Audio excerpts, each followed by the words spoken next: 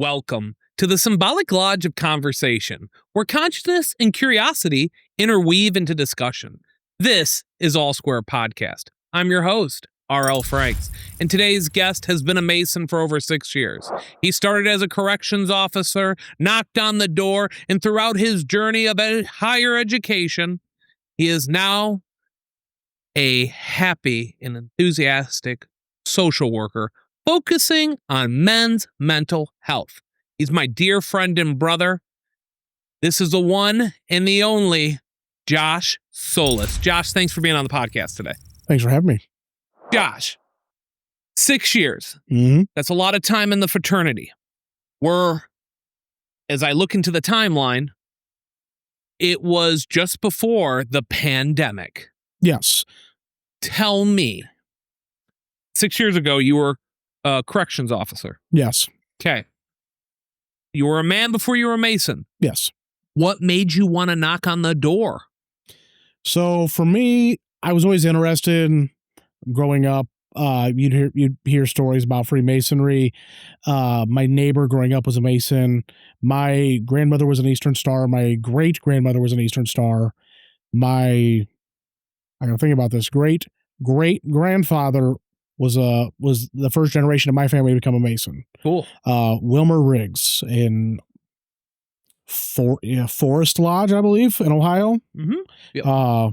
I believe it's disbanded now, but that's the first generation of Masonry in my family. And so I remember hearing my grandma talk about it. Her grandfather, we called him Daddy Bill, was like her idol. And she talked about him with so much reverence, and him being an actively involved Mason. I'm like, all right, this is the person she looks up to the most. This is what he was involved in. There's got to be something to this.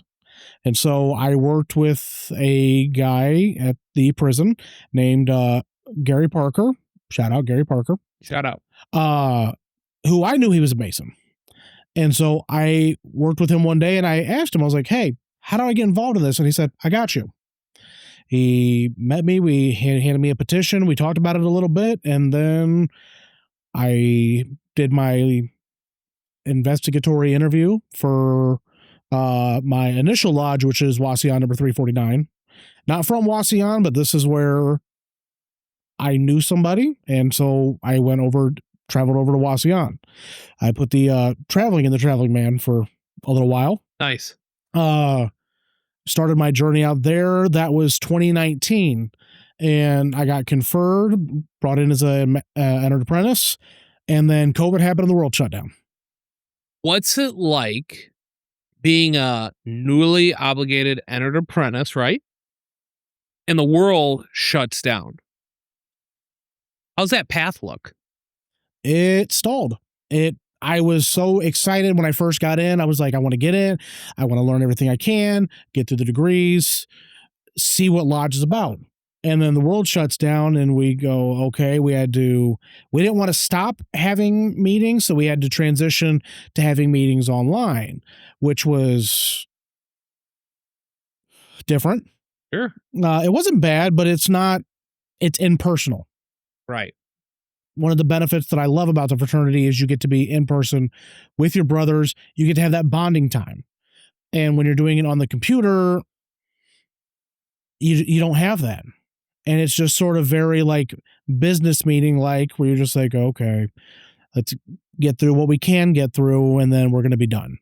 Right. Yeah. Because you're like, all right, guys, see you next in 2 weeks when we have another meeting. Click, and you're off, and then right. You're off doing your stuff. It's right. You don't have that band of brothers fellowship. Have you found that in the fraternity? I have. There's a couple guys that obviously everybody's my brother, but there's always going to be those people that you attach to a little bit more. Sure. There's a couple guys that I've sort of clung on to. Like Brother Tom Scott is one of the closer people I am to in this fraternity. Yeah, I mean, talk about one of the original OG All Square alum, Tom Scott, episode 3, great episode. The shear sharpener turned Mason. Oh yeah, giving us a whole nother perspective in the fraternity, just like you are. So, how did that fellowship begin? Tom got brought in, and the minute I met Tom, I'm like, this dude and me have a very similar sense of humor. He likes to joke around and have fun, and I was sort of drawn to that. And then I got to listen to him speak, and he's very articulate. He's very knowledgeable.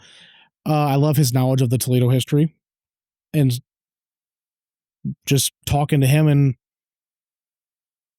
I don't know, that's just sort of how it got sparked. Yeah, him being a ginger, he knows how to really run you up a flagpole too. Chase you up and, get you all riled up. Right. Yeah, but we love Tom Scott. Shout out. Put a big old heart with his picture and Mike in the frame. Love you, buddy. Okay. This band of brothers. Yeah, Tom Scott's one. Now, I want to go back into that professional world that you were also a part of, which was a corrections officer. Yes. Is this something you always wanted to be a part of? No. How did you find it? Well, I can give you I wanted to do this since I was a child. No, I was 20 years old. I was sleeping on my mom's couch. I was working at Applebee's, and I wanted to do, my mom worked for the state, and she said, you need to do something for the state, guaranteed job, good benefits, Absolutely. Good retirement. Go find something for the state. Well, I was 20. I didn't have a degree. I'm like, okay, I don't qualify for a lot of things. I do qualify to be a corrections officer. And so where we lived at the time, we lived in Arlington, Ohio, just south of Findlay. The nearest prison to there would have been Allen Oakwood Correctional in Lima. So my goal was, okay, you get hired by the prison system, I'll go down to Allen. Did my test to be an officer, because we had to do that back in the day. And we got to select the prisons we would want to work at. And there's 5 in our area that I was like, okay, well, I'm good with any of these 5. I might have to move a little bit. Toledo called me for an interview first. And I went up there, interviewed, got hired on spot. That was June of 2015. And June 29th of 2015, I started my career as a corrections officer. Wow, in Toledo. Yep. Now, you didn't stay in Toledo, and you actually went into Stryker, Ohio's prison system, correct? No, that's Jacob Shepard. Oh, is it Jacob? Okay. Yep. So were you at Toledo? Jason Shepard. Jason, that's right. Jason. Another all square alum. Yep. Name dropping here. Brother from Wauseon. Yes, he is a brother from Wauseon. And a proud Shriner. He's a proud Shriner. Yeah. Good man. So, corrections officer, that's a tough gig. Yep. You don't really hear the perspectives of what's going on in the inside of that. That's probably a good thing. If you don't hear about us, it means we're doing when I was an officer, we did our job right. Yeah. But there has to be an element of being a band of brothers inside that corrections officer. 1,000%. Yeah, because take us through steps of what it's like walking through, a day in the life of a corrections officer. So I was a corrections officer for 9 years. When I started at Toledo, I'll name drop it, Toledo Correctional Institution, we were a level 3 institution, which was medium security. Yeah. Excuse me. We had, in our housing units, we had up to 72 individuals for 2 officers. Wow. And it was interesting. You never knew. What's the culture like? Different. It's, to explain it to somebody who's never been inside of it, it's a hodgepodge of everything. You're getting guys from the inner city, you're getting guys from the country, you have everything from gangbangers to people that are just, messed up and did a one-time crime.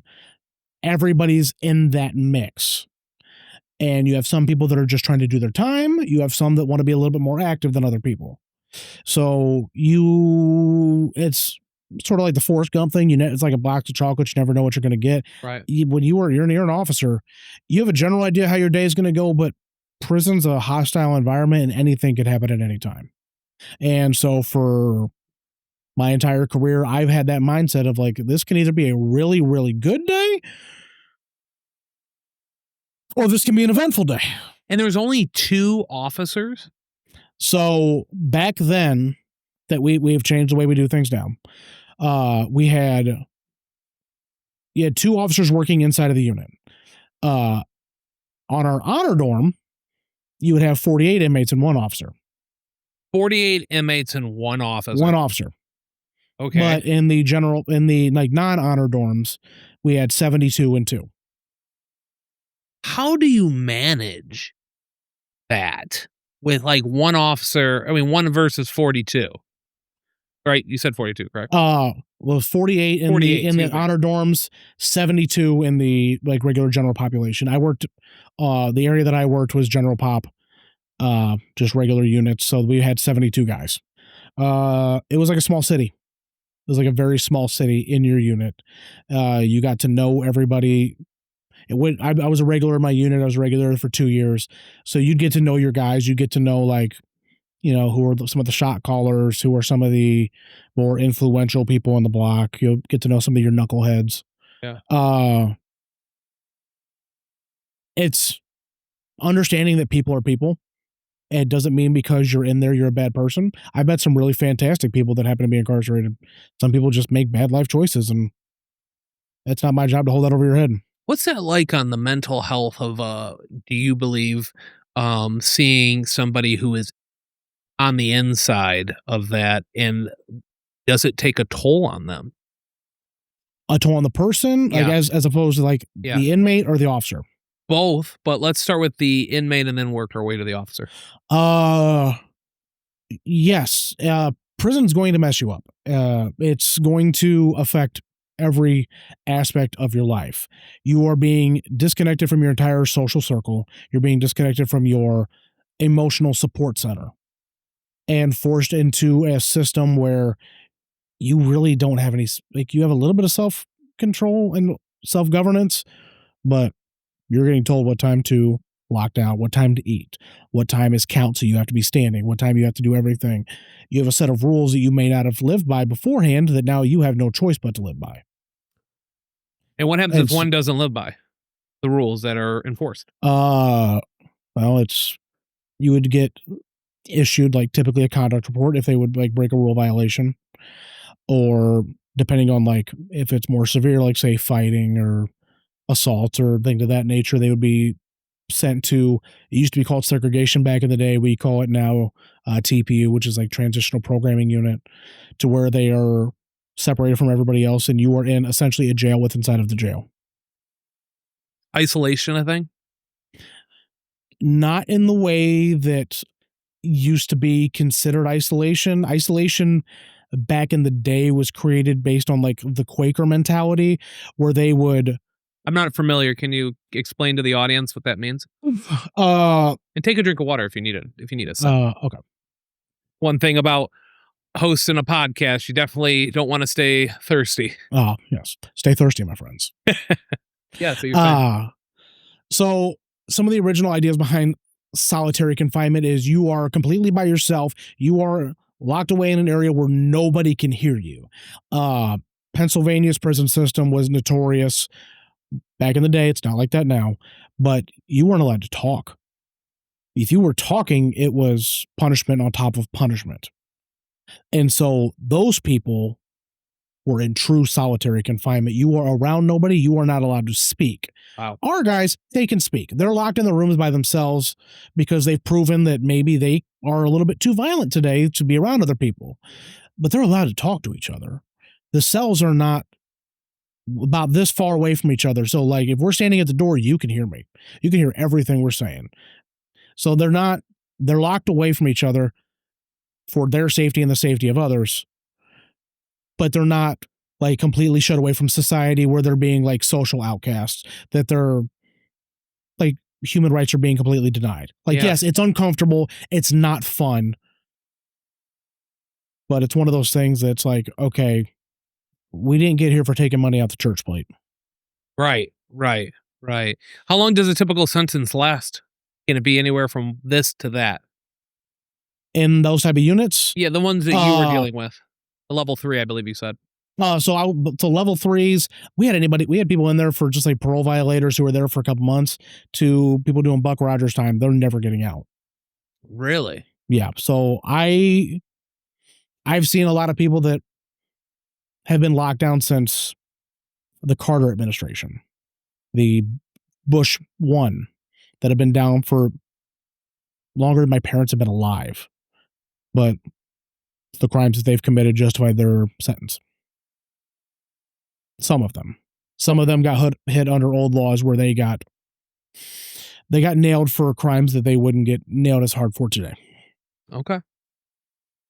When you're in that environment and you're dealing with them, and they're also getting that time, I believe, to mingle with family members and whatnot, and people allowed to bring gifts? Have you ever had an issue where somebody smuggled something in? Without names, of course. Yeah. I never saw any gifts come in, like officially. People smuggled contraband into the prison all the time. That's a problem in every correctional environment you're going to see in any part of the country. I mean, I've seen everything smuggled in, from drugs, cell phones. Okay. And I'm not talking about like the big iPhone 16s, or I got an S23 Ultra. The cell phones you'll see in prison are very tiny. They're going to be about the size of your thumb. And we talking like flip phones? Some of them can be flip phones. Some of them are like, I think they used to call them the stack. Back in the day, they flip up. Oh, the jutes. Yeah. Jutes, yes. Jutes, yeah. They sort of like did the little flip, and they're real skinny. Yeah, I was in high school when those came out. Yeah, those have been popular in prison. I don't know who's really smuggling a sidekick in. Remember the yeah, the big ones. Anyway, what's the most bizarre thing you saw get smuggled in? I'm not going to say the most bizarre thing I got smuggled in, because everything was pretty normal, but I will say the weirdest place that I saw it smuggled in. Okay. Person had a visitor. Their visitor was elderly. I don't remember what the relation was. It was an elderly woman who had an eye patch. And they brought the substances inside of her eye hole. So when they got busted passing the contraband somehow, I think it's pretty obvious when somebody pulls their eye patch down and goes, "Hey, look what I got." And then she came out with her eye patch just like flapping in the wind, and the investigators were walking them out. And I'm like, oh no. Oh no. Wow. Nothing prepares you for that. No. And so, I mean, that's what prison is nothing prepares you for anything you see in there. When you asking about the mental health aspect, it's gonna, for the guys that are in there, you're losing all your social support, you're losing all your connectivity. Yes, you have access to your phones, but there's a huge difference between me being able to call somebody and then being there from somebody. And especially if you have like kids, or you have family members that are older that need help, or you have a sibling or a significant other that you're close to, being separated from that is hard. It takes a toll on you. And humans, we're social creatures. To be separated from all that, it's terrible. And then we stick 72 of them in a unit together. That's a lot. Yeah. And for the officers dealing with it, you have to balance all of their emotions and then keep yours in check, because it is not the job of an officer to judge an inmate, offender, incarcerated person, whatever the politically correct term is nowadays, based on why they're in prison. Yeah. I don't really care why you're in prison. Okay. I've looked at it the same way since day one. You're not in here for taking money out the church plate. Y'all earned your seat in here. Or, the justice system has its issues, whatever.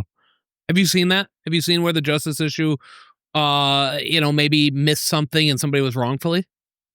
Your 9 years? 9, right? I've been there for 10. Yeah. Okay. I've seen where I think people got inappropriately sentenced.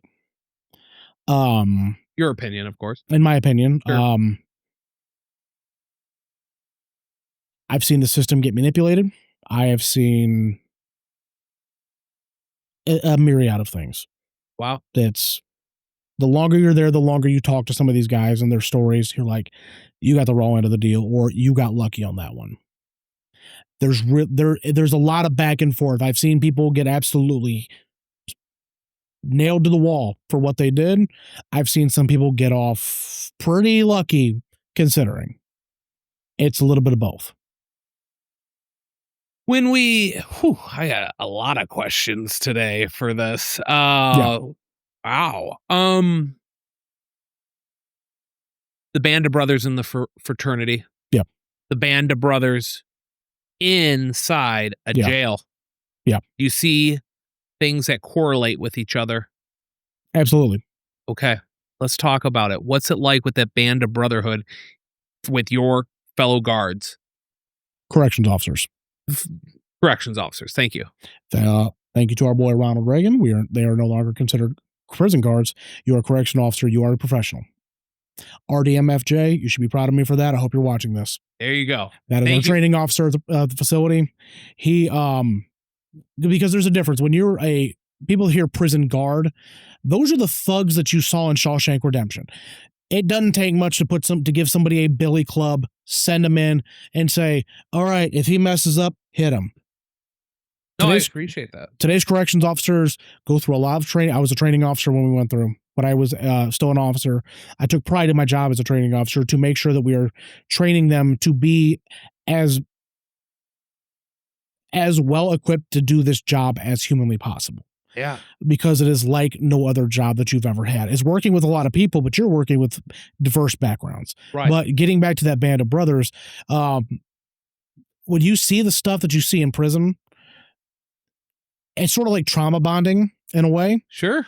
Because, okay, for example, one of the guys who was in my wedding, he's one of my best friends. His name's Jamel. Love him to death. I hope you're watching this. He took me under his wing. He's a few years older than me. When I started there, I was a 21 going on 21-year-old kid who I didn't know how to act in prison. No one teaches you how to do this. Sure. And he sort of took me under his wing. And we call them uses of force, is when you have to physically compel someone to do something or stop them from doing something that they want to do or not want to do. Mm-hmm. First time I got in a fight and had to put my hands on somebody was with him. And it went from, it was actually an interesting day because we had changed our response protocol and they had told us on our roll call that they were going to run a drill that day. Okay. And so one of our lieutenants comes around to do their rounds to check the areas, and the lieutenant's in a little bit of a hurry.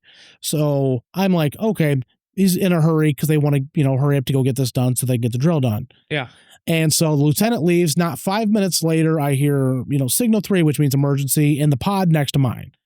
And I'm like, okay, it's a drill. So I just walk over there and I see my buddy on the top range with 2 inmates by himself. And he's got both of them with their hands on the wall. And I say, this is not a drill. And so I shuffle on up there. I get up there and my buddy tells me, hey, put this person in cuffs. I go, okay. I go take my cuffs out.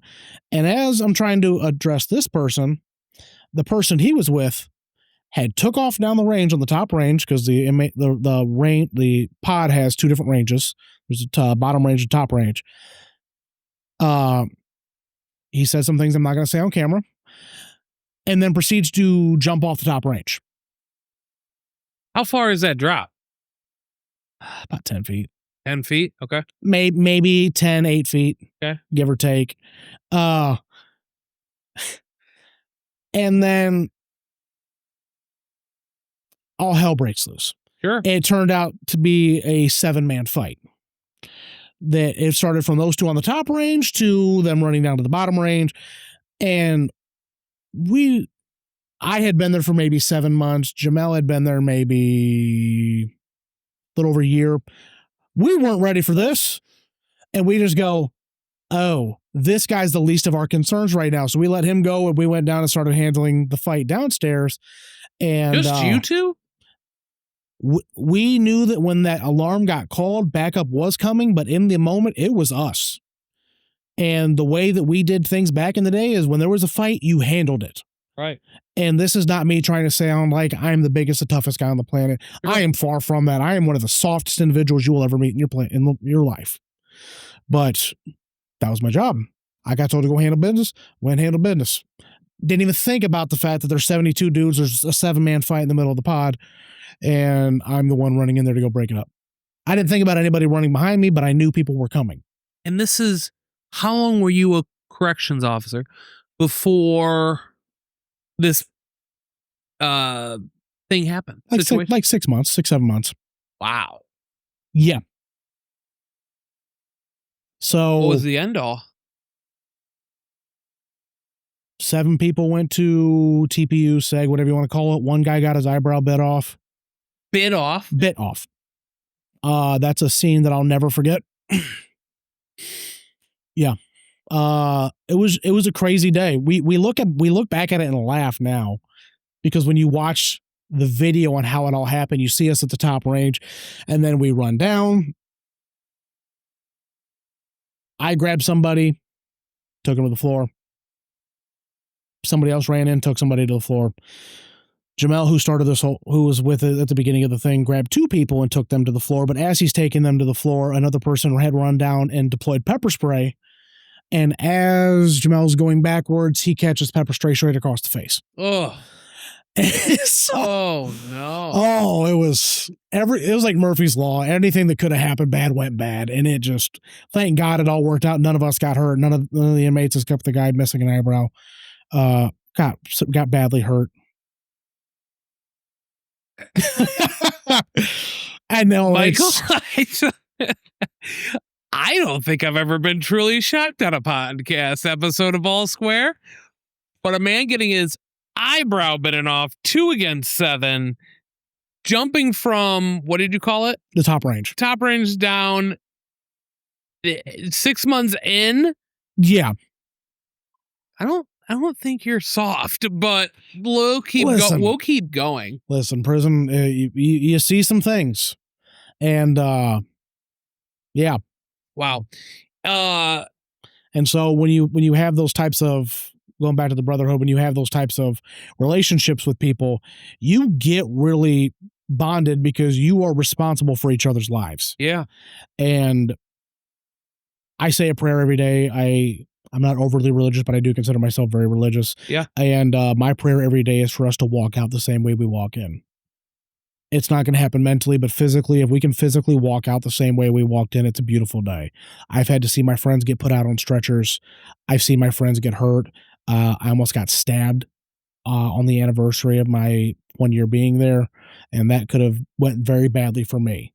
And so my prayer every day is we all walk out the same way we walk in, but that's where that brotherhood comes in. If we'll say, like, we got your 6, we have your back. That's the mentality in there, because it doesn't matter if you're, black or white, gay or straight. When you're in there, you're brother and sister, and we are responsible for each other. Is it tough not to hold animosity towards some of the inmates there? Or do you find yourself holding on to that and taking that?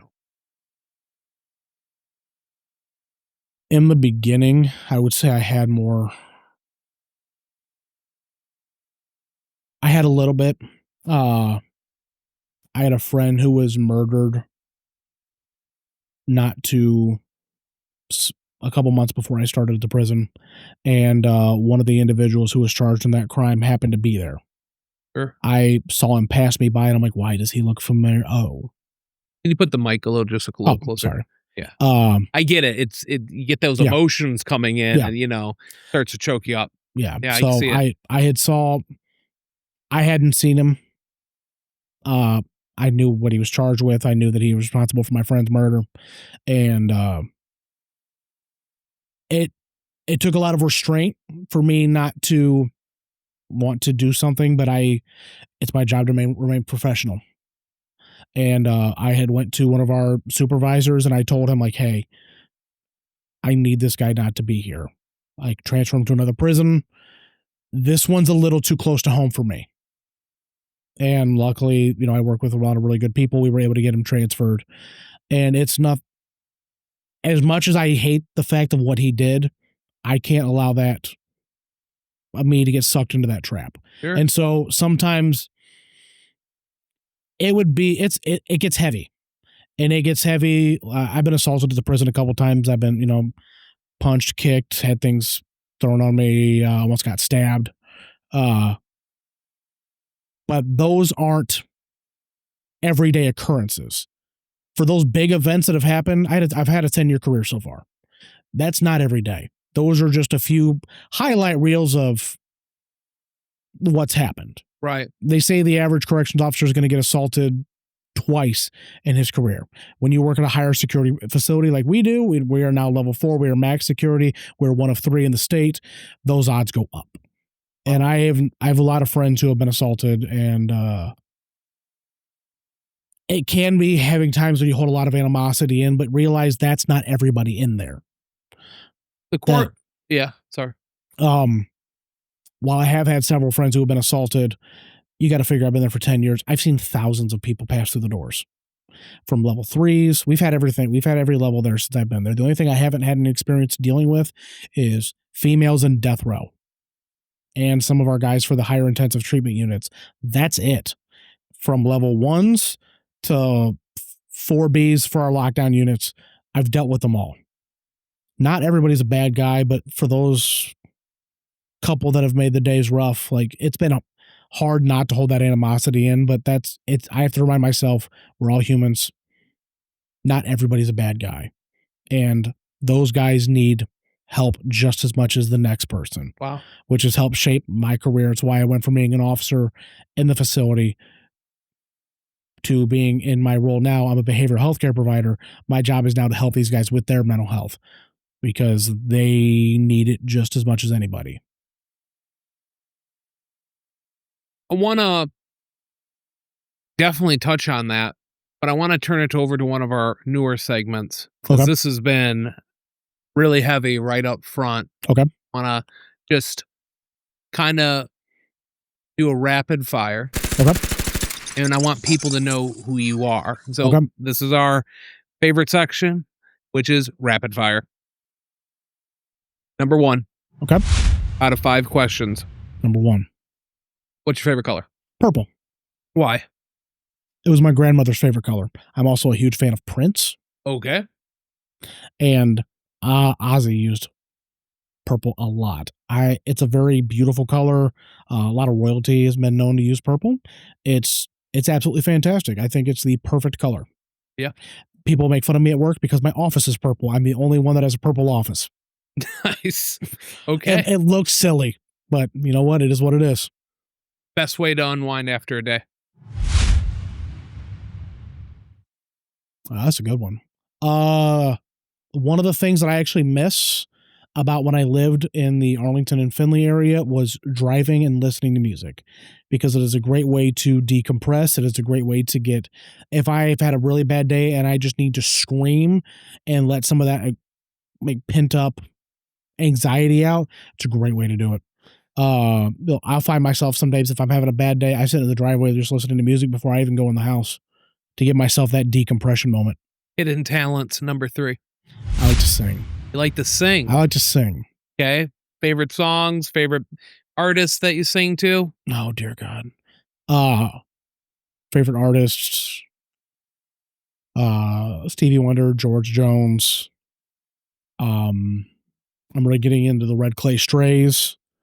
Favorite song of all time is Drift Away by Dobie Gray. Yeah, to me, that is a perfect song. Stairway to Heaven by Led Zeppelin. Of course. Bring It On Home to Me by Sam Cooke. Oh, yeah, absolutely. Oh, I love Sam Cooke. A Song for You by Donny Hathaway. Oh, yeah. Donny Hathaway. It's nothing compares to that man's voice. It is fantastic. Number 4. Out of all this music you listen to, if you could have Freemasonry, your experience in Freemasonry, be named by a song, which song that you listen to would it put that title claim? Like, what song title would fit with my experience with it? An actual song. Yep. I know. They're not. This is real. This is raw. This is live. All Square podcast. We make them think. Not something that you get to answer every day. You have to have kicking it old school. The Boys Are Back in Town by Thin Lizzy. Okay, why? Because it is especially after, like, and I believe you've talked about it on the podcast before, after we go dark in the summer and everybody gets back together, you get to see your friends again. It is that feeling of walking into lodge, shaking everybody's hands, seeing people. Right Worshipful Brother Gary McElfresh, when he came back to lodge after his ailments, I can't tell you how I was excited to see him. When he came in for the spring reunion for Scottish Rite, I was over the moon that he was able to make it. Yeah. I love the fact that you build those connections with people, and you do genuinely get excited when you see people, and when you get to travel and you go to different parts of the state, different parts of the country with some of your experiences, and you get to see those people you don't typically get to see. The boys are back in town. Yeah. No, I love it. absolutely. I love it. That's a great title for it, because taking that journey from where we travel to Right. get to lodge, because we could absolutely be a part of a closer lodge. My lodge drive is at least 24 minutes from my doorstep to Browning. When I first got into Masonry, Wasion was about 50 minutes to an hour. Wow. And you made that commitment. Yeah. Incredible. It was, I believe, I can't remember who it was. It was a man, he was the worshipful at Arts and Sciences Lodge. And he said, the lodge next door might not be the one you need to be a part of. You might need to have to travel a little bit. Did he have a beard? He did. Chad Simpson? Sounds about right. Sounds about right. Yeah. Dad was a dear friend of mine. We lost him way too soon. I remember him talking about that, and him talking about you may have to expand a little bit, and they've had people travel 2 hours Let's see if to I get can to find a lodge. picture of him while you're talking. Yeah. And so finding that opportunity to find those groups of brothers that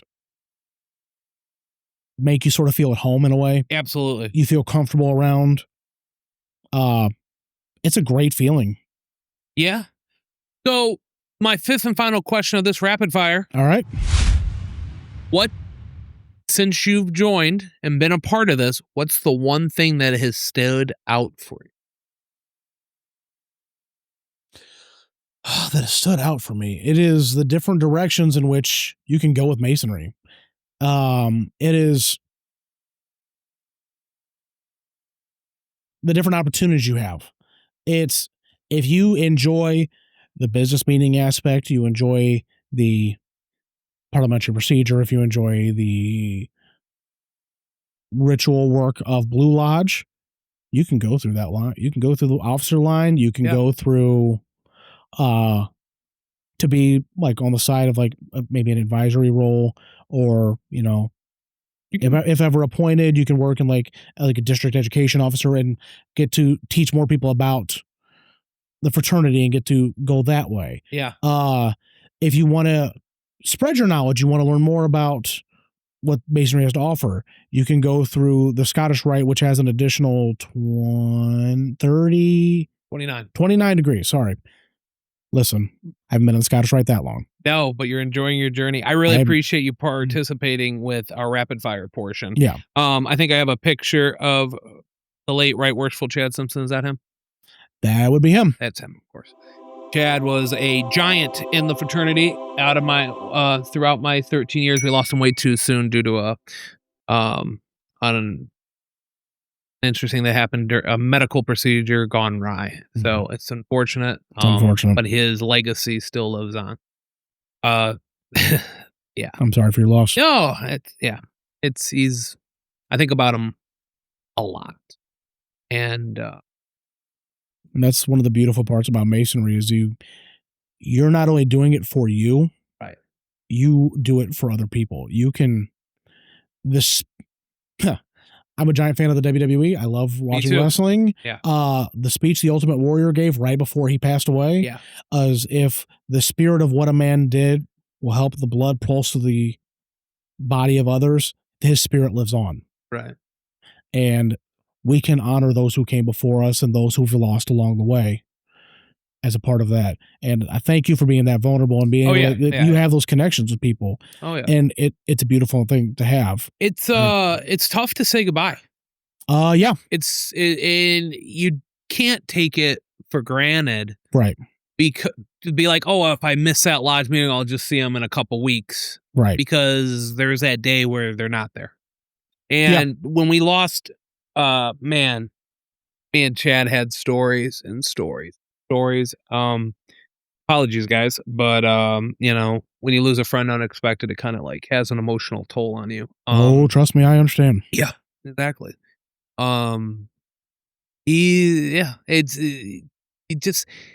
If there's one thing I can ever say is if you're thinking about that friend that you haven't reached out to, but it's been on your heart to be able to think about, call them. Mhm. Just call them. Don't leave it up to a text. Call and see how they're doing, because you don't know what they're going through. No. Men's mental health is so important with Yep. me, and as well as you. Yeah. And yeah, I mean, that's like one of the biggest messages with All Square Podcast. We Yeah. really try to focus on here. Yeah. Moving back to your story. Yeah.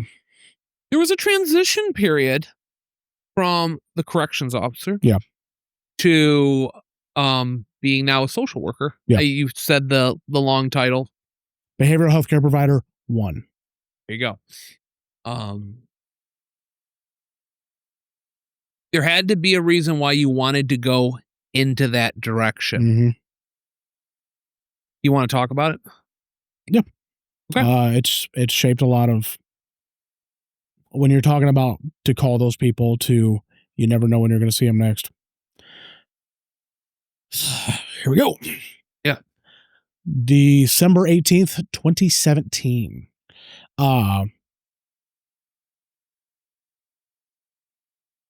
I was supposed to have plans with a friend that fell through. And so I looked on Snapchat. I saw that one of my friends was hanging out with another friend who I really hadn't hung out with in a while. But we were tight. Me and him had gone to concerts together. We watched football together on a lot of Sundays, went out drinking together a lot. We're really tight. And I'm like, man, I haven't seen him in a long time. And so I text my other buddy. I'm like, hey, you guys mind if I come through? He's like, no. I'm like, don't tell him I'm coming. I just want to shock him. He doesn't care if I walk through his front door. So I got up there, went out with him. He was shocked when I walked in. He's like, Solis. And I'm like, Derek, what's up, buddy? And had a great night. He was there with his girlfriend at the time. And, we're all had a good time. We went out drinking that night and we had parted ways. And we had gone back to his house to get our other friend's car. And I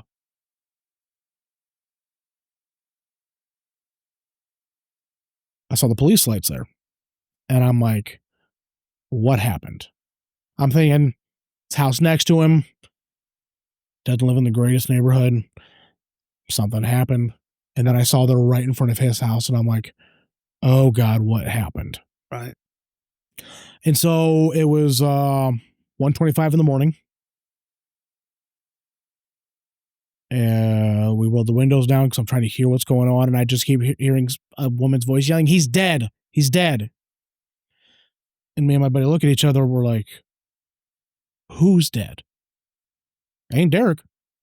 I just saw him not even an hour ago. He ain't gone. We get out of the car and we start walking to the house, and the house has been roped off by the police. And they say, you guys can't go in there. And I'm like, what happened? This is my friend's house. And so they pull us over to the side and they start talking to us about what happened that night. Asked when's the last time we seen him. And I had to ask him, I was like, is my friend dead? And the detective told us, yeah, he's gone. Oh, sorry. Thanks. Wow. We played it back. He pulled the trigger at 1:17. I got to his house at 1:25. I was 8 minutes late. Gosh. Oh, man. It took. This led you on the path to men's mental health, or mental health in general. Yeah. But yeah, especially the men's mental health that you've also seen throughout this fraternity. Have you seen support like that for people in the fraternity? I've seen some beautiful examples of brotherly love and relief. I've seen a lot of people go out of their way to help others that are going through a hard time, going through hard financial troubles, people that are going through hard life events. Sure. That people that have been able to just call and say, hey, if you need somebody to talk to, let me know. If you need like monetary stuff, they'll help them out. It's a beautiful thing. And it's inspired me to want to keep going, is because I know how I felt about my friend, and I wish he would have told me. I have to ask this. Okay. Did you see warning signs? Because we want to make sure that when people are watching All Square podcast, that if they might have a friend that they were unaware, were you completely caught off guard? Or do you think in hindsight, and it's been a few years? Yeah. 8? Yeah, about 8-ish. Going on 8 years. Yeah. Do you think you saw the signs in hindsight? Or no? I knew he was a little upset. Okay. Due to a miscommunication. But when you're intoxicated, you can't talk sense into anybody. He was intoxicated? Yeah. After replaying the events with his girlfriend who was there at the time, I don't think he was as far gone as many people thought he was. After reliving that night several times with her, it is my opinion that he knew what was going on. He knew what happened when he pulled that trigger. And I wish he would have told us what was going on. Sure. I wish he would have said, if he would have told me an hour before that, Solis, I'm going through it. I need your help. Yeah. It's been years and I kicked myself in the ass because I wasn't able to help him. I had lost a friend to suicide a couple months before that one, but I hadn't seen him in a long time, and that one shook me. But I was with Derek the night he died. I got to his house 8 minutes after he pulled the trigger. That one rocked my world. And I sort of made a vow to myself at that point in time, I'm going to do whatever I can to help nobody feel like this ever again. And I can't save everybody. I don't have an S on my chest, but I can do everything I can to make sure that people understand that it's okay to not be okay. There are days that absolutely suck, but it doesn't mean those days are going to be forever. There is light on the end of the tunnel, but it's when you're able to walk through it and say, I can either let this break me or define me. I'd rather have this define me than break me. And it's working through that. It's not easy. I had to go through school. Trying to get my degree. I went into coma. Whoa. Yeah, that's not fun. 0 out of 10, do not recommend. Went through a coma? Yeah, lovely part of COVID-19. It was a wild time. COVID started like late 2019 is what I remember. Correct me if I'm wrong.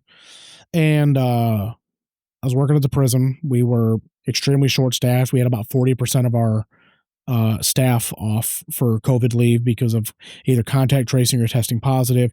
We had the National Guard in there working with us. And we had just transitioned over to working 12-hour shifts. And I caught COVID at the beginning of December in 2020. Tested positive. I knew I didn't feel right because I was just like ungodly cold all the time. And then it turned into, I never lost taste and smell. That's the only thing I didn't have, but like, bodily function issues. Sure. My temperature went up to 104, sorry. Couldn't eat, could barely sleep. I had a cough that I couldn't control. I went to the ER. They told me that I tested positive at an urgent care. They told me to go to the ER to get fluids. And then I went home for a few days and I had to go back. I told my girlfriend at the time, now wife, that I need to go to the hospital. Like, I don't know what's going to happen if I don't go. And I went into the hospital on December 11th of 2020. I was still in school. I was actually finals week of when I was at Owens. And December 13th, they put me in a medically induced coma. And I spent 2 weeks in a coma on a ventilator. The 0 out of 10 do not recommend. I didn't know that about you, and it was due to COVID. Yeah. It went downhill quick. I knew you were hospitalized. I thought it was sustained due to an injury in the in prison. Yeah. I caught COVID at work. Correction facility, sorry. Our numbers were ridiculous, and I I was trying to do what everybody was doing at the time. Like, I didn't go out anywhere. I didn't even go around my family. I didn't even go around my grandmother before she passed away because I wasn't trying to like potentially give her COVID. Right. And so when I caught it, I was out of shock. The ironic part is when we went to go into 12s, I went to an area in the building that I'm away from everybody. So I thought I was safe. I was wrong. I caught it. But you came off a ventilator when we were hearing people weren't getting off ventilators. Yeah. It's a surreal experience. There is nothing I can compare it to. And it is terrifying. How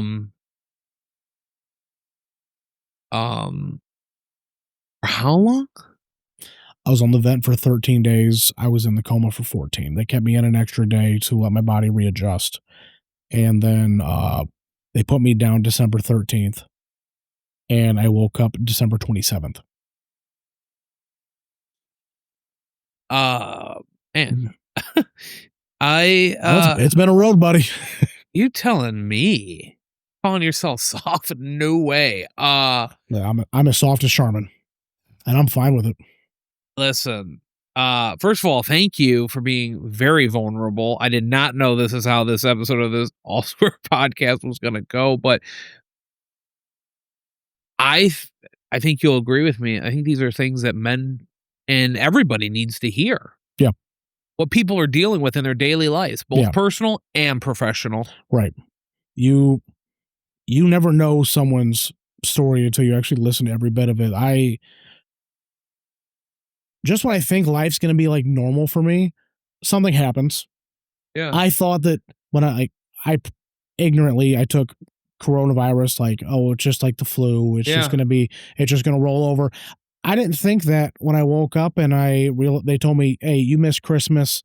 You've been down for 2 weeks. I woke up. I had a beard, which no one's ever seen me with. My nails were disgusting. I didn't know what was going on. I'd lost 50 pounds in 2 weeks. The first memory I have waking up is I went to sleep in Flower Hospital here in Toledo. Yeah. I woke up in Toledo Hospital to a nurse holding my hands to my chest because I was trying to rip. They had me on a BiPAP machine to keep me breathing. To her holding my hands to my chest saying, if you rip that thing off, you're going to kill yourself.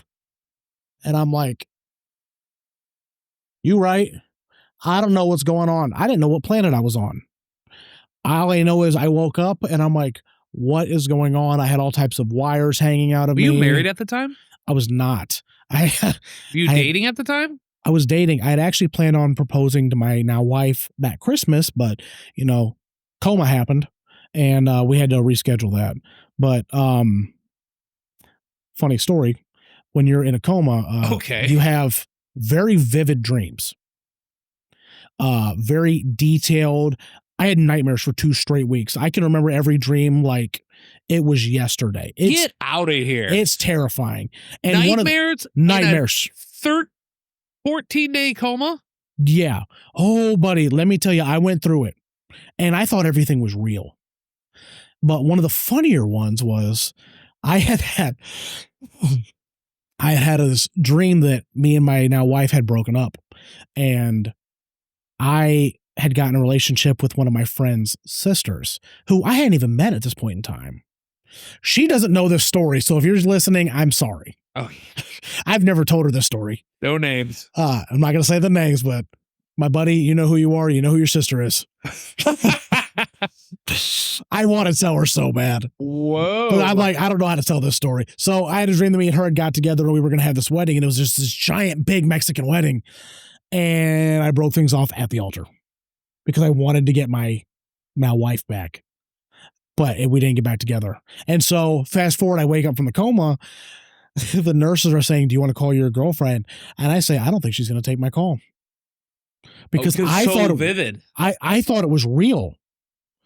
And so I had called her. She didn't answer the phone at first. And I called my sister. I talked to her. And then I finally got a chance to call my wife, my girlfriend at the time, wife now, on a video call. Her and her family were doing their Christmas that day. They were all doing like the FaceTime. Yeah. And we've got this on video somewhere. I'll have to show it to you, of me calling for the first time. And she calls and she says, hello. And I say, hey, do you hate me? And she's like, no, why would I hate you? And I go, you hear that, nurse? She doesn't hate me. You should send that over to Michael. Michael should be able to splice that into the episode. Oh, wow. Buddy, I have to find that. I think my mother-in-law has it on her phone somewhere, but yeah, try to get it to us. Yeah, for the episode drop. It was wild. We love you. My family's on the phone here, so they want to say hi to you too. Hi. Hi. What? You hate me? No, I love you.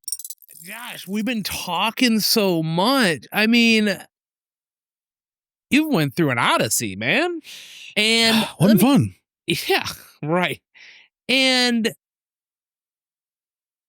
out of everything that you're dealing with, going to school, finding this, reason why to become a behavioral Behavioral healthcare provider, social worker, behavioral healthcare provider 1. When I get my independent, it'll be 2. Masonry, like, how does Masonry play a role in your journey? We haven't even really got into it. Besides some family.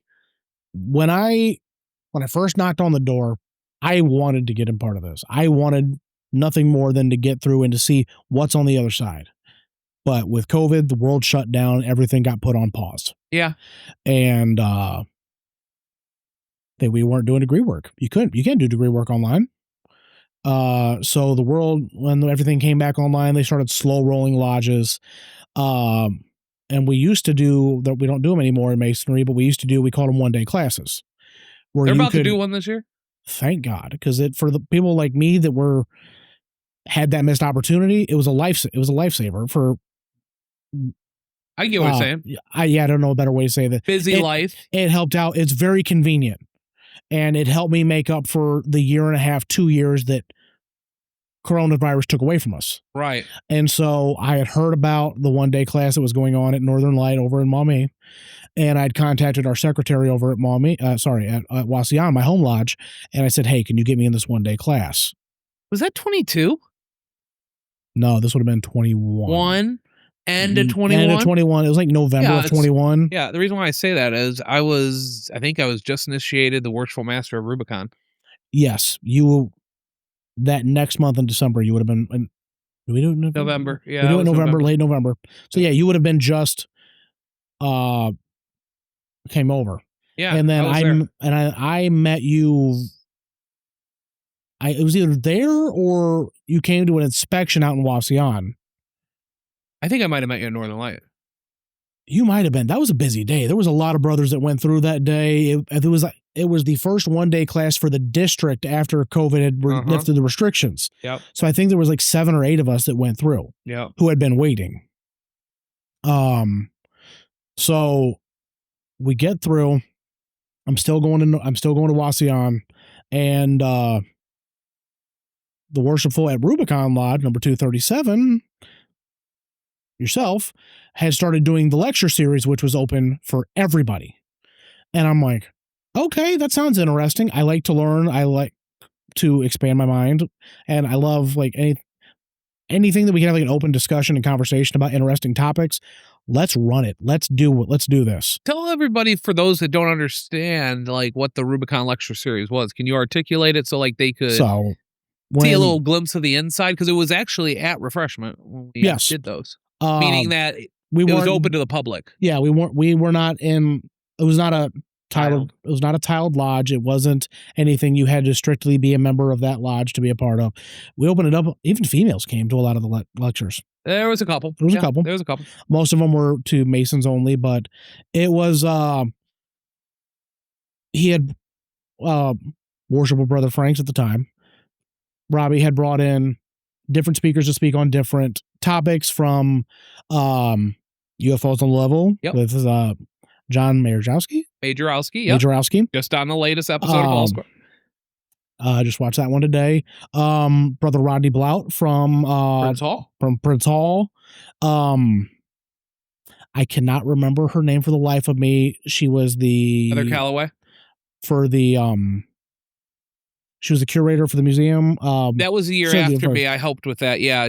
Dr. Heather Calloway, she did with like fraternal assistants with old fraternal organizations. She collects a lot of the trying to think of the name of that organization. I'll get that for Michael to put down at the bottom. So if people want to learn more how to donate to that, I'm drawing a blank.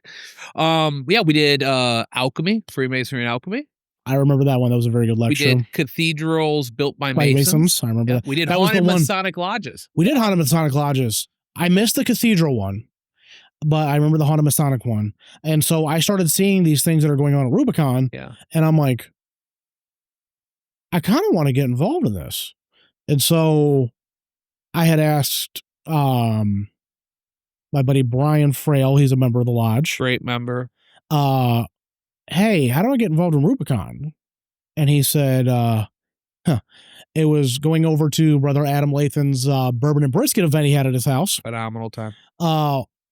Had gone over there, talked to some of the guys, got a petition, and made my transition over there.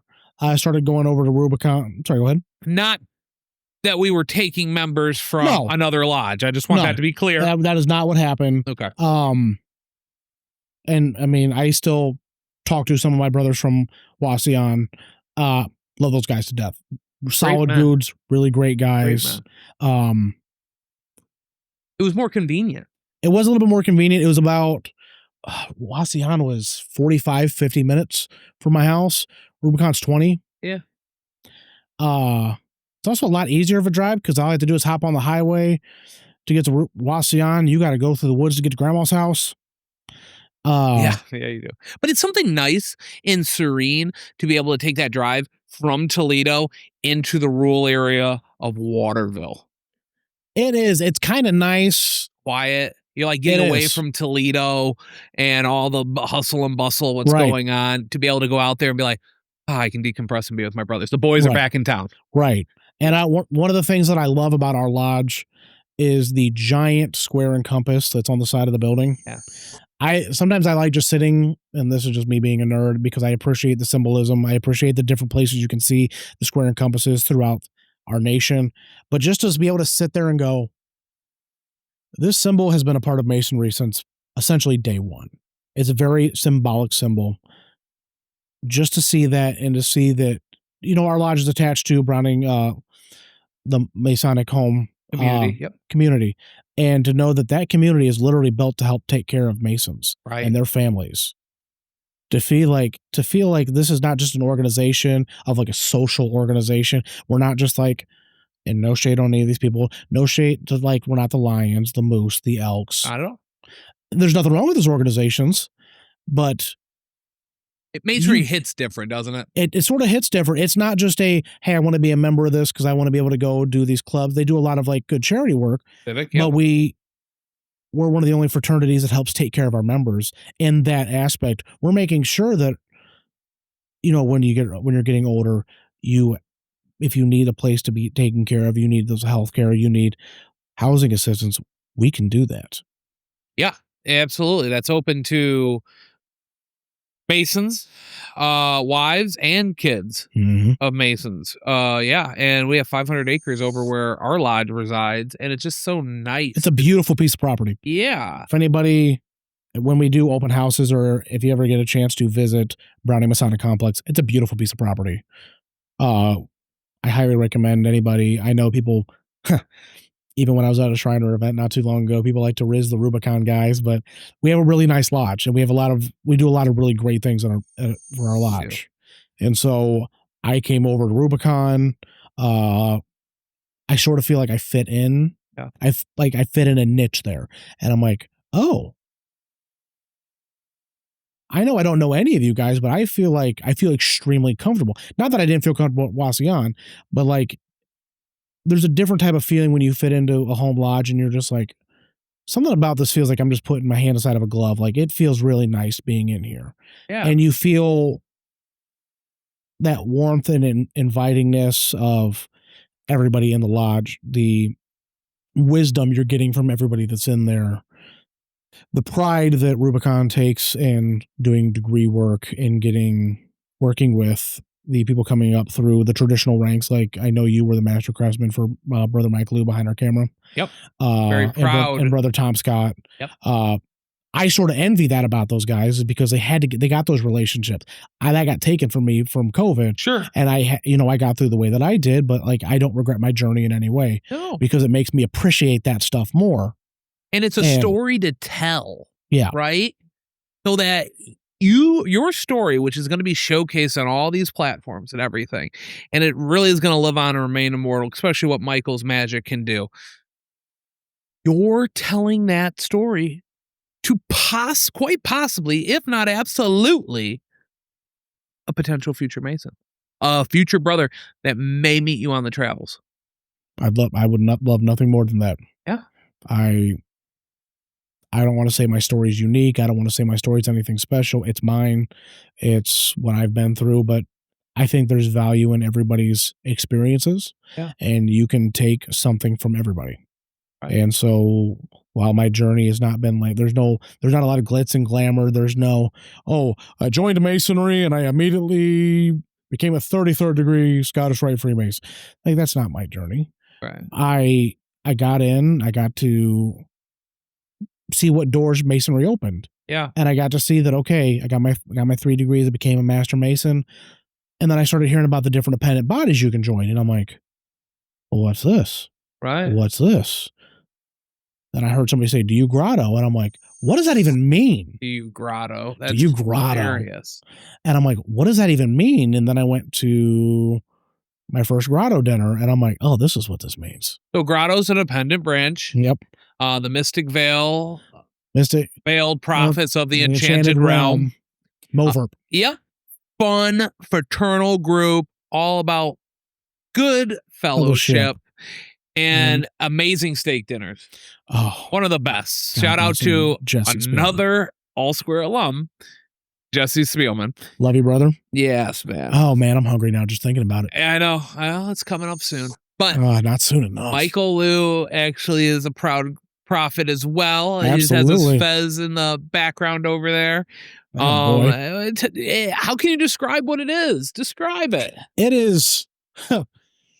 It is the exact opposite of what everybody thinks Masonry is. There's a whole bunch of myths associated with Masonry. Let's go into myth busting.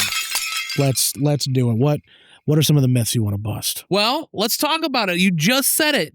Expound upon what it means. It's complete opposite of what everybody thinks about Masonry. Right. So go into that. So when you hear people thinking about Masonry, this is just for like the average person that maybe spent too much time on Wikipedia or went down the YouTube rabbit hole thinking that Masons are the Illuminati. We're trying to take over the world. We're a one world government. Preach. You know, they're doing this. We're mind controlling people. First off, we're not that organized. We can barely figure out who's making dinner. We're lucky to start lodge on time. And you think we're taking over the world? Please. What about child sacrifices? Oh, yeah. I remember the first time I went through the entered apprentice degree. I think it was Brother Bill Kerr from Waseyoung was like, hey, don't mind when the goat screams. I'm like, what are you talking about? And then they shut the doors and I'm like, what did I get myself into? Sure. Old humor. Inside. And there was nothing like that, but traditional Blue Lodge Masonry, while it has its fun times, it's a business meeting. It doesn't have to be though. It doesn't have to be anything. It can be more. Yeah. But a lot of places it mostly runs as a business meeting. Yeah. You know, you have your, old business, new business, paying the bills, taking care of all this other stuff, lecture presentation. But some people love that. Some people want a little bit more. Grotto is nicknamed the Mason's Playground. You walk into Grotto, I walked in for the first time and I'm thinking, all right, I don't know what I'm supposed to expect. I see people drinking bourbon, smoking cigars, Jesse's grilling meat. People are talking smoking about jackets. everything. There's these funny red jackets. I'm used to Masonry where you're dressing up and you have a suit coat, you have a tie. And then I see Jesse wearing the red smoking jacket. I see Right Worshipful Brother Gerald Fish wearing his smoking jacket. And I'm like, what is going on here? All right, here's one of the first. Is this a fact or is this a myth that needs to be busted? The dinners at Otantala Grotto, are they only open for Masons? Not just for Masons. People bring their families too. But families, kids. People interested? People like prospective members. Even if you're not a Mason, you just want to dip your toes in, you want to get introduced to what the fraternity is. You can do that too. $10 steak dinner. You can't beat it anywhere else. And when people don't show up, there's extras. Okay. So that myth, I think, is officially, Mike hit it, busted. Let's talk about the grand architect of the universe. Oh, yeah. One of these. Let's talk about, why do we say grand architect of the universe? Is it our God? It is not our God. So it is sort of like a catch-all term. It is paying reverence to God. But in Masonry, as me and you know, some people may not know, you do not have to be a Christian. You can be of any faith or belief system. You can be Buddhist. You can be Islamic. You can be Jewish. We have brothers of all types of faiths. Yeah. And when we are paying reverence to God, we are saying the grand architect of the universe to pay reverence to God. We are not saying, for our Islamic brothers, they would say something along the lines of praise be to Allah. Or the Christians would say, praise be to God. I'm not exactly sure what our Hebrew brothers would say, but something along those lines. Yahweh? You want to say it's Yahweh. And so they would say something to that. But when you're saying in terms of the grand architect of the universe, that is essentially, it's a catch-all. It's no different than saying like the great I am. It is saying that this is who we are paying reverence to, because while we come from all different belief systems, we all believe in God. And this is our way of saying this is to ours. It is not that we are worshiping the all-seeing eye on top of the pyramid that's on the back of the $1 bill Baphomet. that Nicolas Cage has been chasing all around DC and Boston and Philadelphia. That's not what Masonry is about. It's not some people believe that, and I got pushback from some people from my faith community. I grew up in between the Pentecostal and the Methodist Church, and I've had people from my religious community go, well, this is satanic. This is devil worship. And I'm like, I've been in several lodges throughout the state. Right. I have never seen anybody worship Satan, ever. I've also heard the myth that, Masonry is just a white man's fraternity. Fun fact, I am half Hispanic.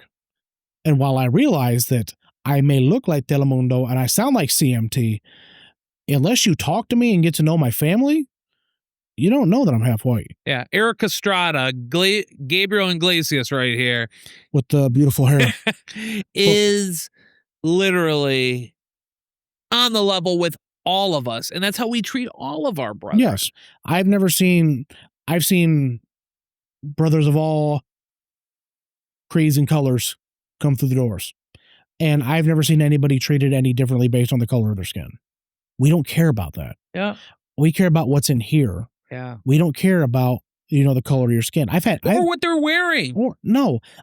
I've seen brothers show up in dirty tennis shoes that are just coming from work. Of course. We've seen, we got the guys that like to come in the dress suits, like they're going for their Sunday best. Or you have people that just came from the office and maybe still have their work uniform on. We don't care.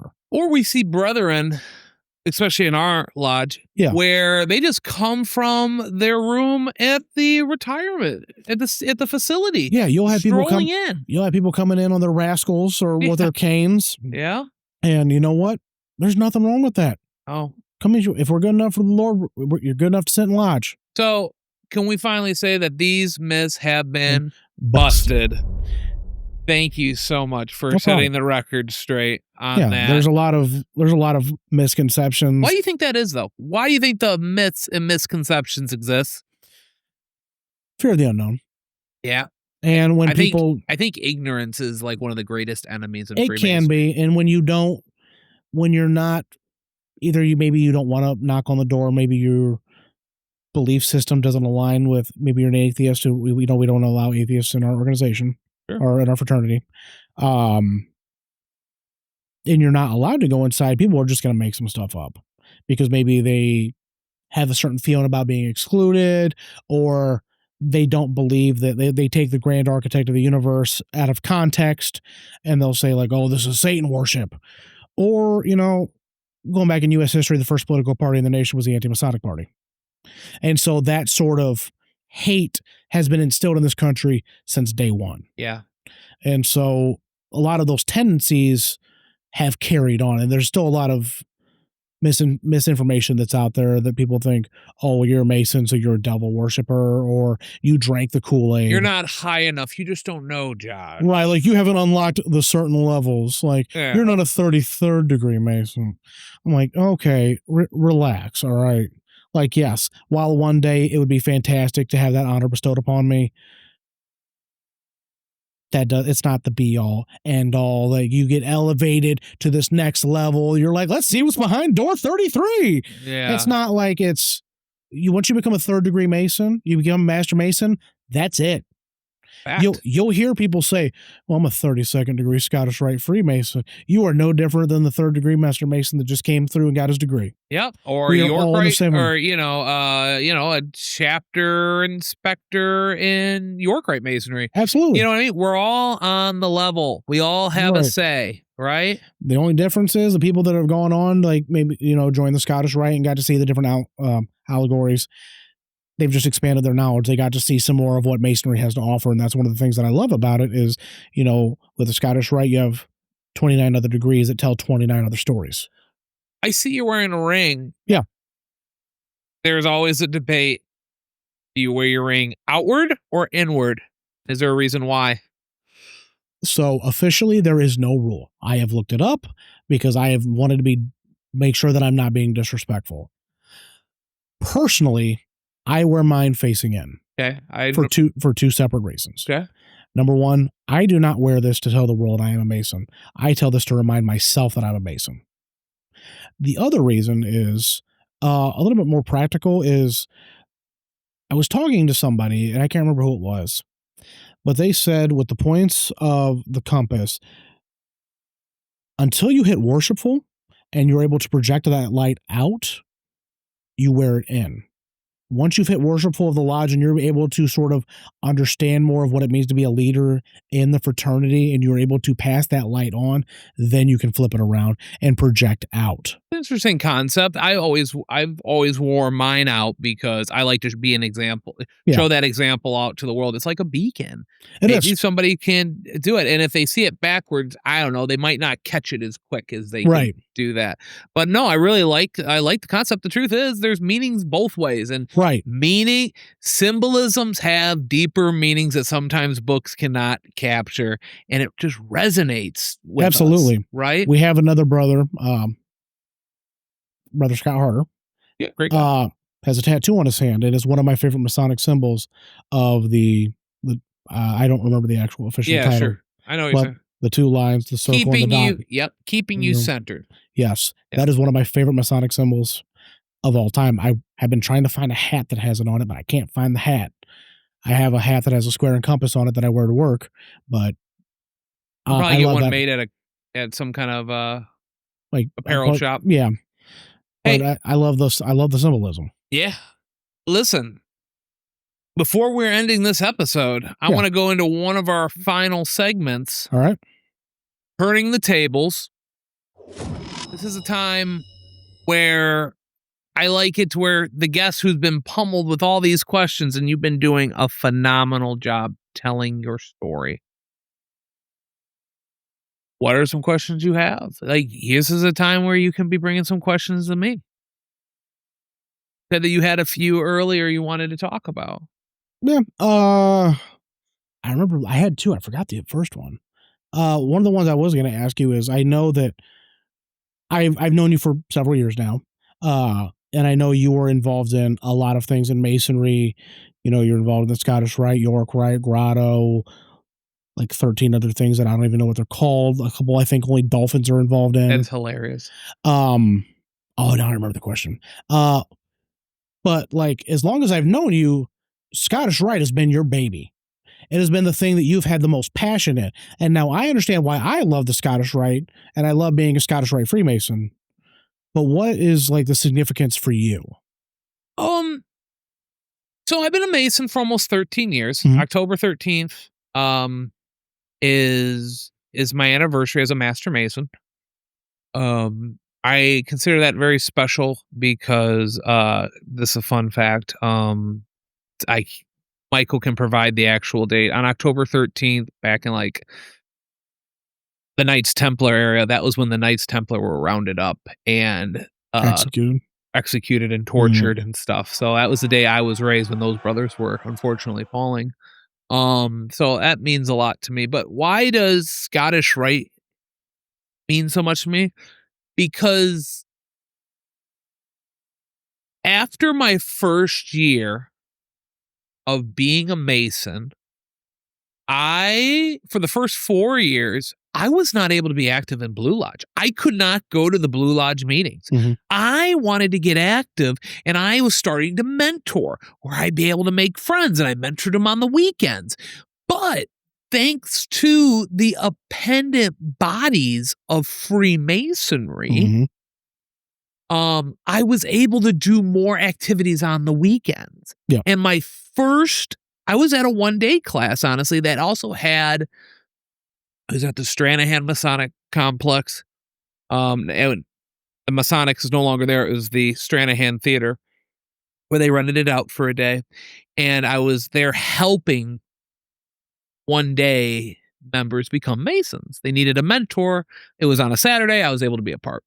Well, they also had a tie-in with Scottish Rite and the Shrine, and another all-square alum, the Eric Erickson, approached me and said, "Hey, you ever consider the Scottish Rite?" Nope.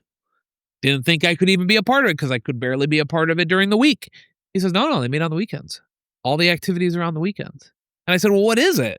And he goes, well, it's an appendant body that has 29 additional degrees. Each degree is an allegory that you can relate to yourself. They're portrayed through theater. I love theater. I love acting. It was a way I could get involved. It was a way I could meet other brethren from other areas. It also was a wealth of knowledge and education. I mean, it is literally the master's school or the college of Freemasonry. I was getting ready to say that's one of the things that I learned. Yeah. I was told very quickly in my Scottish Rite journey is that Scottish Rite is the Masonic college. Yeah, absolutely. Because you're learning way more than I thought I was going to. So much knowledge, so much symbolism, so much different theologies that complement and how we are a brotherhood of man under a fatherhood of God.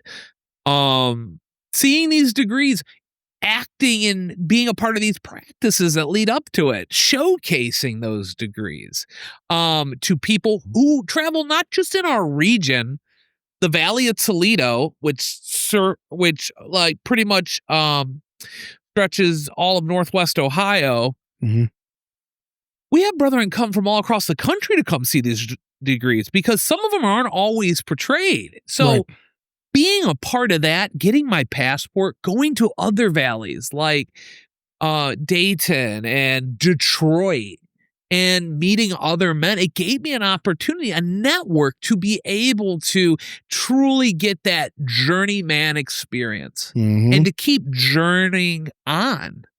And it was my first time I took a path down one of the appendant bodies. Now, I treat Masonry like a buffet.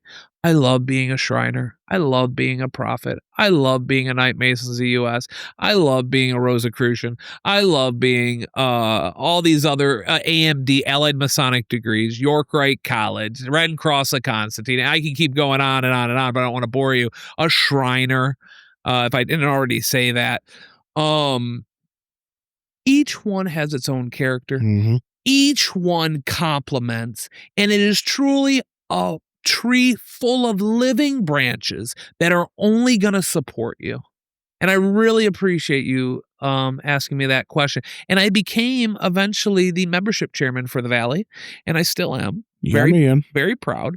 And I get to work with our leadership as well as get to be engaged with our membership to really provide them their Masonic experience. And our Valley at Toledo board and our members are very open and receptive to new ideas and things. And I just love that I can be a small piece of somebody's journey. It's nice. I appreciate the Scottish Rite for a lot of the very similar reasons. You actually gave me the opportunity to participate in my first degree this past at the spring reunion. Great. Oh yeah, I fell. Yeah, you did great. That was my role.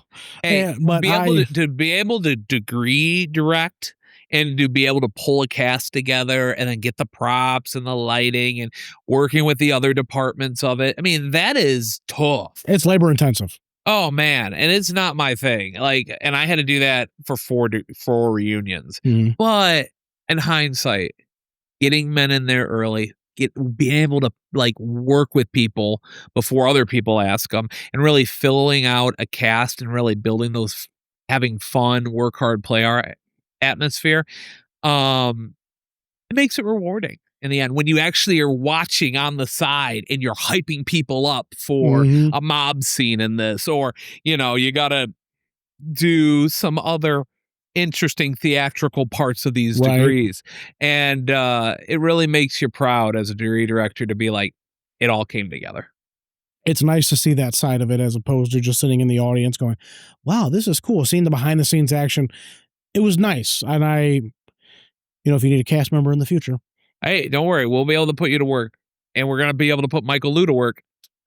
Any other questions? So are you familiar with the show Inside the Actors Studio? It was on Bravo back in the day, hosted by a man named James Lipton. Yeah, he's an older dude that was doing interviews. He was very I don't want to say stoic, but he was very timid, but he knew how to be able to articulate, almost like he was this Shakespearean actor talk interview. Yeah, I mean, he was classically trained. So how do you... that's pretty much what you're doing here. Is you are the Masonic James Lipton. Okay. I've heard Masonic Oprah. I've heard of Masonic Joe Rogan. Now I'm Masonic James Lipton. I don't think you can hit the Joe Rogan. Alex Jones isn't outside talking about the frogs.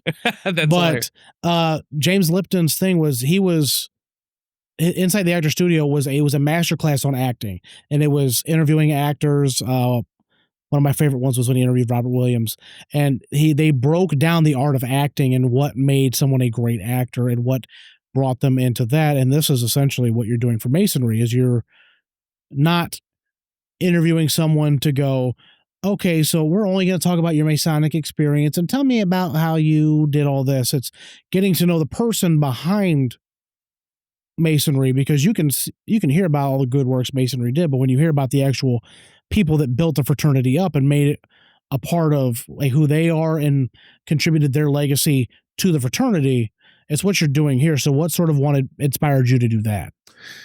Well, it was a number of things. First of all, this podcast could not happen without my partner in crime, Michael Liu. I mean that. We have been through it. It is a true partnership.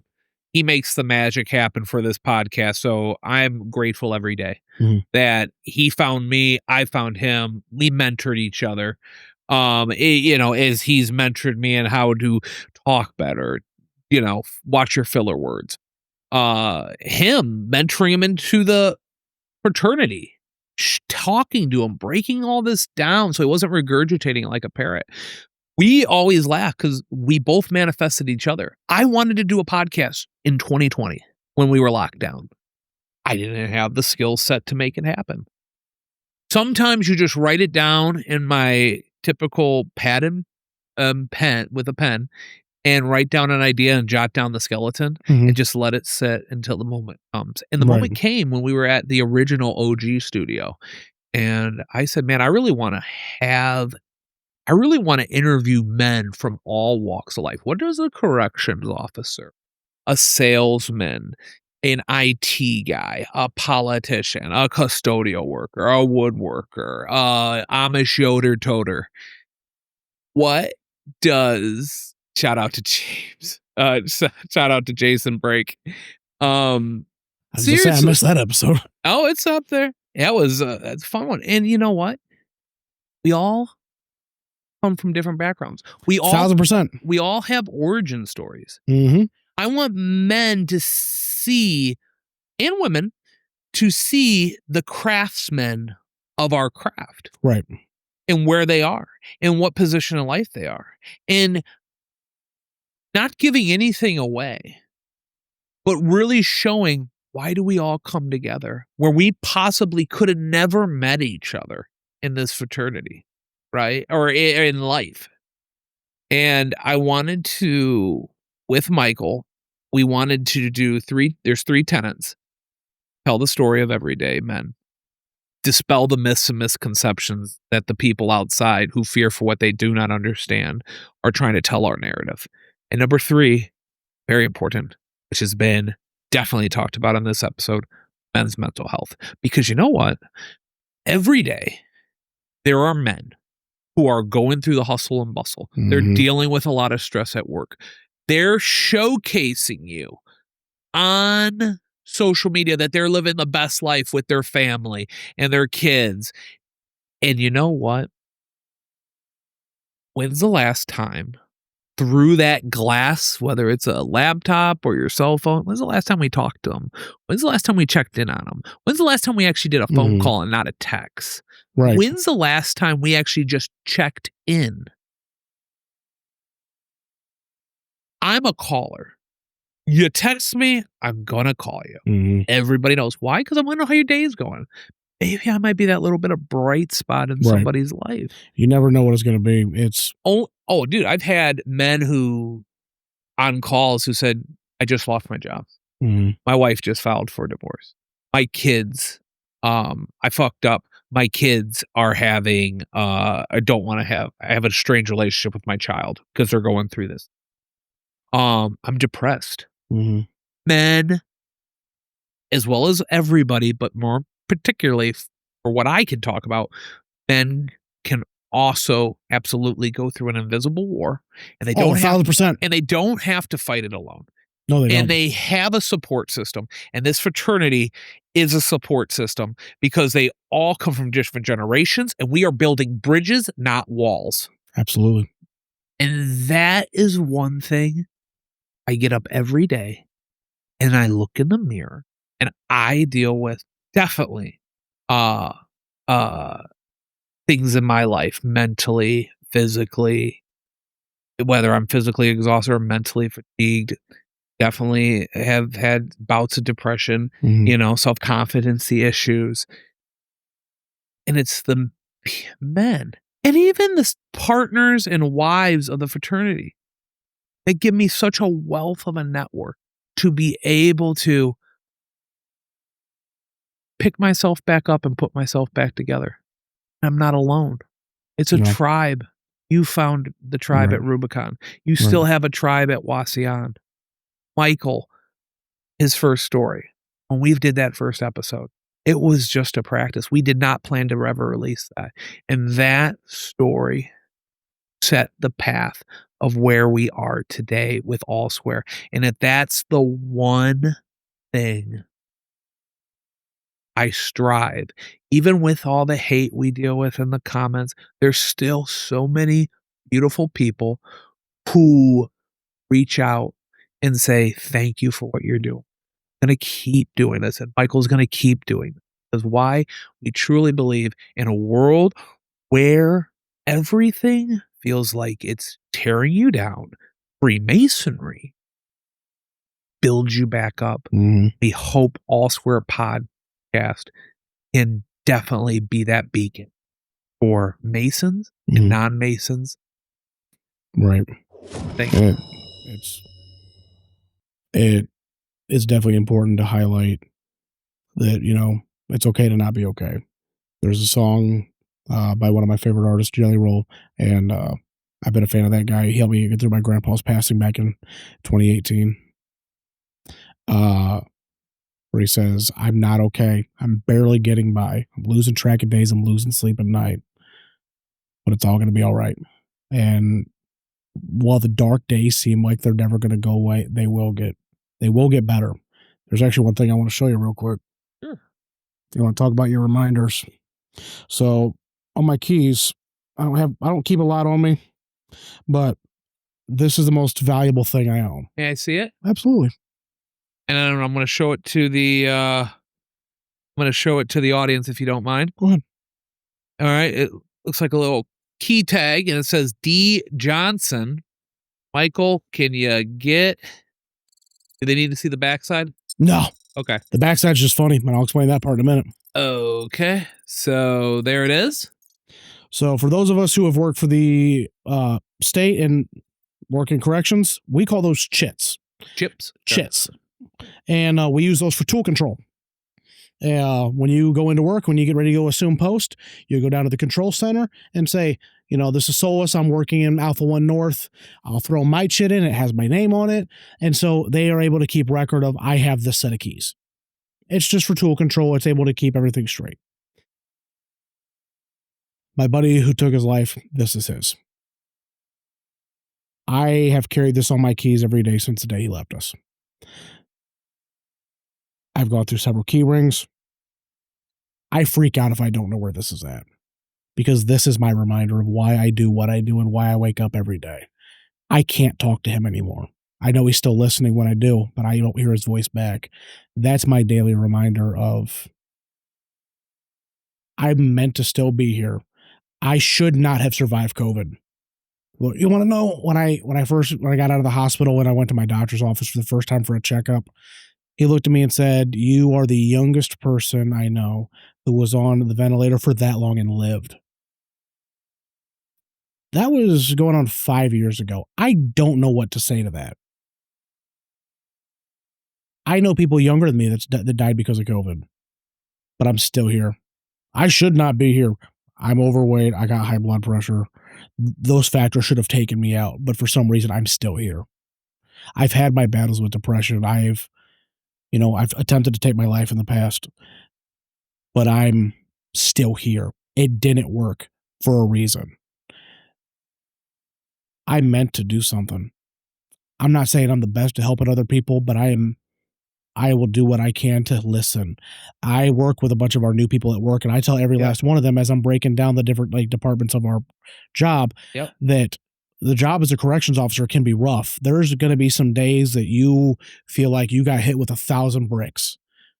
Do something to take care of yourselves. If you need to come talk to me, I've had guys that I trained that have called me on the phone at night. I'm going through it. I feel like I'm going to go do something. And I've sat with them at night. I've sat in the hospital with them trying to get them help, because that's my passion. It's mentally a lot, but I would rather be there for that person and know that they have that person to call than to have them feel like they're alone in the world. I tell every new person, I don't know y'all from Adam, but I would rather sit and talk to you for hours than have to sit through your funeral. I've buried too many friends because they couldn't deal with their demons. I just lost a friend last week who took me by surprise, but I wish he would have called. And that's my message to people: is I talk.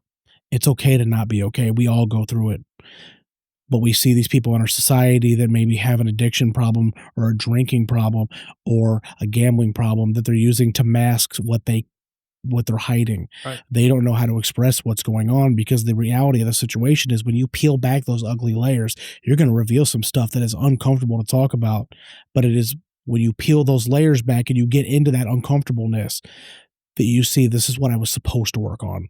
This is what I'm supposed to be doing. It's not comfortable. Not one part of my journey with getting my master's, almost dying in the process, losing friends. I lost one of my closest friends while I was in my coma. I learned that 2 days after I woke up. You keep going forward. You realizing no matter how many times life knocks you down, you keep getting back up. It's gonna suck. Yeah. But you have to embrace the suck. You have to keep rolling with it, because we got one time around this globe. We got one time to prove ourselves of why we're here. I'm not going to waste it. I shouldn't have lived. I was 26 when I was in the coma. I'm 31 now. The last 5 years, I counted as overtime. I should have died. I shouldn't be here. I know that. You are here. But I am here, and I count December 23rd because it's the day I woke up as my second birthday. Sorry, December 27th as my second birthday because it's the day that I woke up. And it's the day that I told death not today. What a way to end it. What a powerful message. That's my brother, Josh Solis. I'm R.L. Franks. You are all square.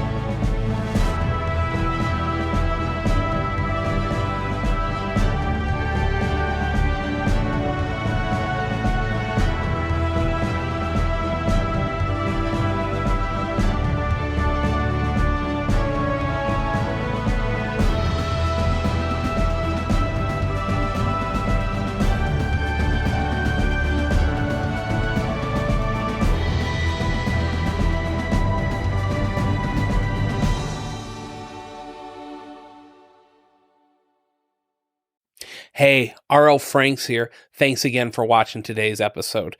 Don't forget to like and subscribe. Also, if you believe someone can benefit from the message that we provided on today's podcast, send it over to them. You may inspire them.